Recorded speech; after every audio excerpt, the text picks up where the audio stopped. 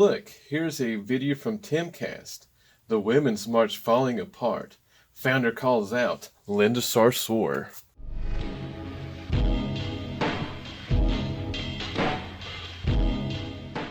The Women's March civil war continues. Not that long ago, we heard that Alyssa Milano said she was disavowing certain people like Linda Sarsour and Timothy Mallory because they were essentially advocating for Louis Farrakhan. They're going to his events. They were praising him, and she said she will not. Alyssa Milano said she will not speak at these events until they call out the anti-Semitism.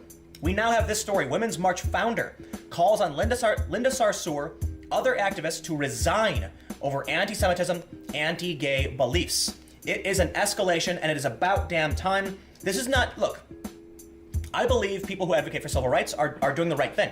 And I believe that sometimes not all calls for civil rights are legitimate.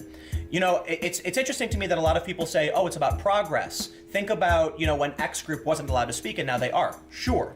But there are a lot of groups that weren't allowed to speak 20 years ago and still aren't because their ideas are bad. I'm not going to specifically name, I don't want to call it any specific group, any group specifically because it might veer off into dangerous territory where YouTube will strike me down. But let's just say there are a lot of people over the years that have advocated for new civil rights for groups that should not, absolutely do not deserve them. And I'm talking about, adults who like not adults, for instance. Well, that was great. Compare them to pedophiles first off. Now, if they're comparable to pedophiles, must be dealing with some really serious stuff. This must be some really hardcore Jew hate if you can compare it to people who want to rape kids. This has got to be some horrific stuff here. The Women's March founder is urging the group's leadership to resign over anti-Semitism and anti-gay rhetoric just days after Linda Sarsour suggested Jewish people have dual loyalties. Seriously? Oh my gosh, where could she have gotten that? It's not like we have a long list of politicians who are actual dual citizens of Israel.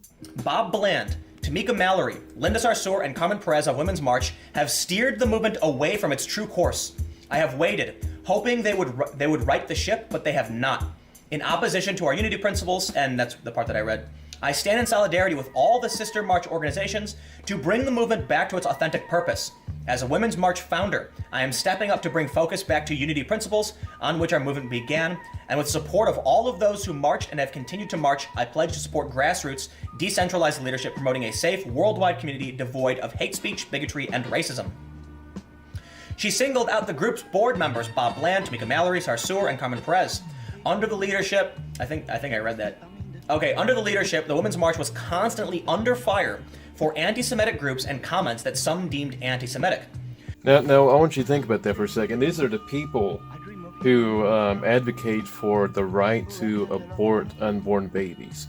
But but criticizing Israel, that's where it gets too far. Like killing unborn babies, that's not too far. In fact, that should be fought for. But if you say anything that critiques Israel or the Israeli lobby, that's just horrendous, man. Just last week, Sarsour was condemned for saying the criticism against Minnesota Congresswoman-elect Ilhan Omar over her support for boycott of Israel is led by folks who masquerade as progressives, but always choose their allegiance to Israel over their commitment to democracy and free speech. Literally almost any politician that gets anywhere on both the right and the left are all Zionist. That's not a secret. That's not even a controversial thing to say. You act like she said, hey, let's round up all the Jews in Gaza. No, she just made a slight critique of the Israeli lobby. Omar recently came out in support of the BDS, Boycott, Divestment, and Sanctions movement against Israel, despite previously saying she doesn't support it. She was also criticized for tweeting that Israel has hypnotized the world. Oh man, I wonder what would make her think that. That's just so anti-Semitic and terrible. What would make her think that? What is something that could possibly lead her to even suggest such a horribly anti-Semitic thing? This is terrible. Accusing Jews of dual loyalty is one of the oldest and most pernicious anti-Semitic tropes. No surprise to see it coming from Linda Sarsour. How long will progressive leaders continue to look the other way in the face of this hate? The organization tweeted on Friday. But there is an actual long list of very influential political leaders and figures that have actual dual citizenship between the U.S. and Israel. and you're just going to pretend that's just like a non-issue? On Friday. And let's not forget, when the media ran story after story that the word globalist was a secret term used by anti-Semites to accuse Jews of supporting not their home countries. The idea was, look, globalist simply means somebody who believes that there should be internationalism, that the world should be a one world government and things of that nature. They claimed in various, like Now This News, but this big thing with the Anti-Defamation League, that globalist was a secret dog whistle to those who believed there was a cabal of Jewish people with no allegiance to their home countries. They claimed that was the basis for this term being anti-Semitic. You see, it's really funny that they made that video about people who say the term globalist, because most people who use the term globalist are people who are trying to make it not about the Jews, like Alex Jones, who are big Jew and Israel defenders. But let's see if we can find anything that might have anything to do with any idea that has anything to do with anti-Semitism or Jews. Let's see if we can find anything here. Oh, here's a funny little quote from David Ben-Gurion, who is the first Prime Minister of Israel. Let's see what he says here. With the exception of the USSR as a federated Eurasian state, all other continents will become united in a world alliance at whose disposal will be an international police force. All armies will be abolished and there will be no more wars. In Jerusalem, the United Nations will build a shrine of the prophets to serve the federated union of all continents. This will be the seat of the Supreme Court of mankind, to settle all controversies among the federated continents as prophesied by Isaiah. Well, that's a really funny thing coming from the first Prime Minister of Israel. Man, that's really suspicious, but it's probably just nothing though. I probably just took him out of context. That's obviously what I did. Also, you mentioned something about conspiracy theories about a secret Jewish cabal. But the funny thing about that is that every time I look at the top donors in every election, it sure does look a lot like a secret Jewish cabal. That sure is suspicious. Really suspicious. Right now, you have Linda Sarsour of the Women's March being criticized for accusing Jews of dual loyalty. Sounds familiar. I'm looking forward to Now This News and the Anti-Defamation League calling them out for literally repeating basically the same thing that the ADL said was secret anti-Semitism. What he's doing here kind of reminds me of like your typical petty 5-year-old kid. He's not going to be an adult about it, or like someone who's not an idiot, and actually investigate, why she's saying this. Is there truth to what she's saying this? Is there anything that backs up what she's saying it? And is there any evidence that she's only saying it to be anti-Semitic, or is there actual truth to it? No, he's going to be a little 5-year-old petty little kid who goes and tattletales and goes, hey, they said the meanie too. They said the bad word too. Punish them. You now have Linda Sarsour. Here's what she posted. She said, we need you. Add your name and please post a message on all social media in support of Congresswoman-elect Ilhan Omar. She's being attacked for saying that she supports BDS, boycott, divestment, sanctions, and the right for people to engage in constitutionally protected freedoms. This is not only coming from the right wing, but folks who masquerade as progressives but always choose their allegiance to Israel. Oh my God! Over their commitment to democracy and free speech. I cannot believe. No, I'm sorry. I was gonna say I couldn't believe she'd say this, but I literally can believe it. These people are anti-Semites, and Oh my gosh, I can't believe she would say that.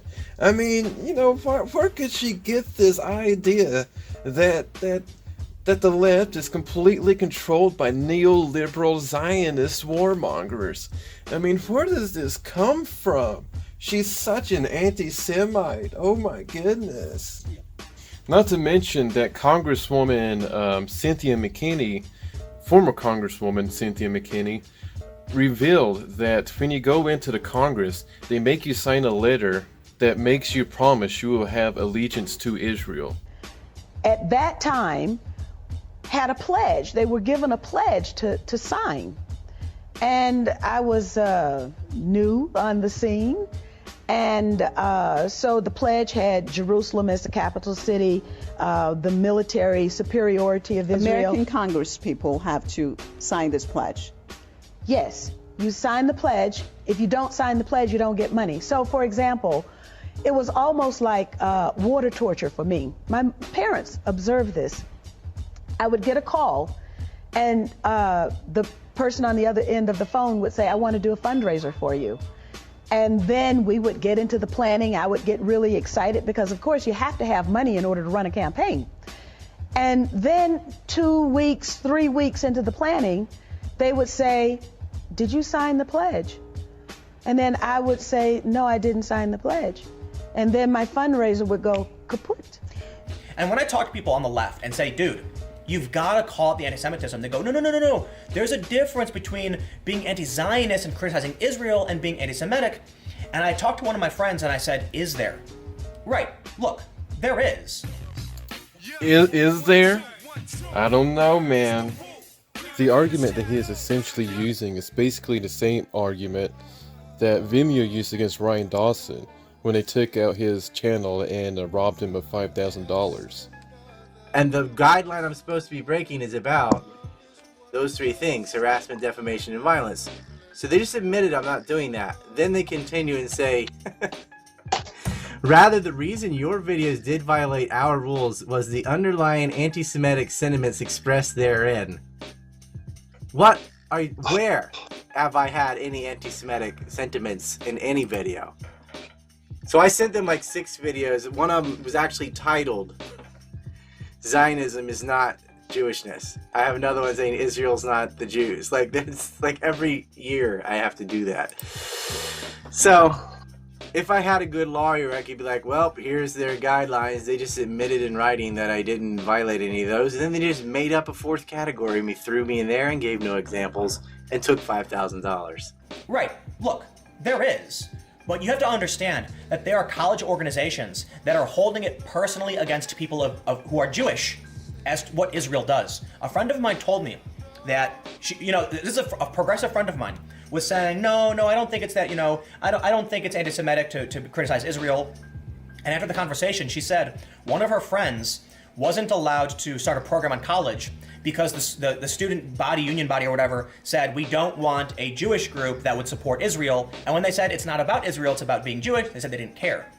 And because of that, we're not allowed to criticize Israel, apparently. And on top of that, imagine starting a white group. Like, hey, we're on campus, we want to start a white group for white people. You would have headlines all over. You can't even put up signs that say it's okay to be white. But because of this one little instance, this one little nitpicky thing on some obscure college campus somewhere that you heard offhand, because of that, we're not allowed to criticize Israel. You can't criticize Israel because that obviously is anti-Semitic. You're Hitler if you do that. You know what? He's actually exactly right. I've been wrong the whole time. It's not that, you shouldn't criticize Israel. You just got to make sure you do it the big brain way, the centrist way. You got to be a big brain about it, 1 million IQ way. Here, let me show you how it's done. Hey, now listen, guys.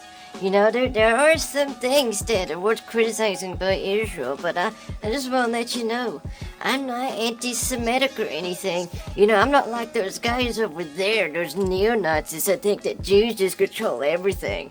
And, I'm centrist about it, but I'm just saying there are maybe some things about Israel that are worth criticizing. I won't go into detail about it though, because I don't want anybody to think I'm anti-Semitic or anything, It's just, but there are, I'm not afraid to criticize though, I'm a balanced guy, There are some things to criticize about Israel. So basically this entire video was just him sitting there and ranting about 3 statements. One was about Jews who have dual loyalty to Israel, which a lot of them do. And then there was the comment by Omar, which he talks about how Israel has our politicians hypnotized, which they kind of do. It's no secret that the Israeli lobby is really influential in our country. And the other comment where she talked about how a lot of political figures on the left, such as, of course, the neoliberals, are very subservient to Israel. That's not a secret. And he wants to first off pretend like he doesn't know that, and then next conflate it and act like they said we need to kill all the Jews or something, which is completely retarded. Which obviously this guy is, just completely retarded. either that or he's a total fucking fraud and completely disingenuous. So Timcast, if you see this video and you want to make a response, just make the video answering the question: are you either a total fucking retard, or are you an absolute and total fraud? Which one is it? Simple question. Hello, this is the Bogdanov Twins. Thank you very much for watching this video. Remember to check this channel out on Bitchute, and also check out the side Vaporwave account, Sarah Sanderson Socus Pocus memes. And also we are now on Gab, which has probably got us on a watch list somewhere.